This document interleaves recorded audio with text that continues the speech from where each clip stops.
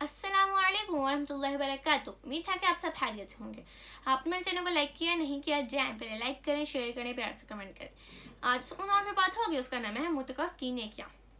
हज़रत अब्दुल्ला बिन अब्बास रज़ियल्लाहु अन्हु बयान करते हैं कि रसूलुल्लाह सल्लल्लाहु अलैहि वसल्लम ने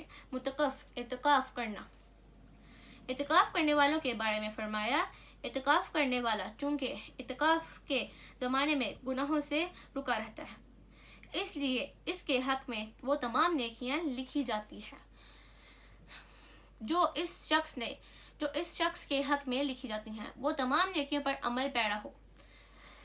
इतिकाफ करने वाला इतिकाफ की वजह से गुनाहों से रुका रहता है, लेकिन अल्लाह ताला के फज़ल व एहसान का मामला इसके साथ ये है कि इसके हक में वो तमाम नेकियां भी लिखी जाती हैं जो इस दौरान में वो मस्जिद से बाहर होने की सूरत में करता है।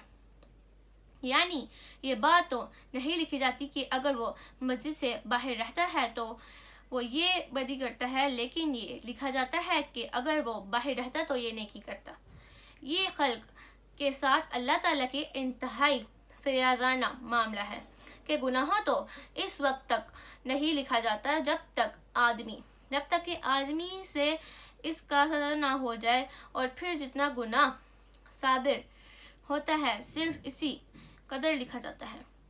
लेकिन नेकी का मामला जुदा है। सिर्फ यही नहीं कि बंदा मोमिन के हक में वो नेकी लिखी जाती है जो इससे सादिर होती है। सदाकल्लाह। उम्मीद है आपको बहुत अच्छा लगा होगा। अगर अच्छा लगा होगा तो लाइक कीजिए, सब्सक्राइब कीजिए एंड बेल आइकन बटन को दबाना ना भूलिएगा। तब तक के लिए मुझे अपने दुआ में याद रखें। मिलते हैं नेक्स्ट वीडियो में, तब तक के लिए अल्लाह हाफिज़।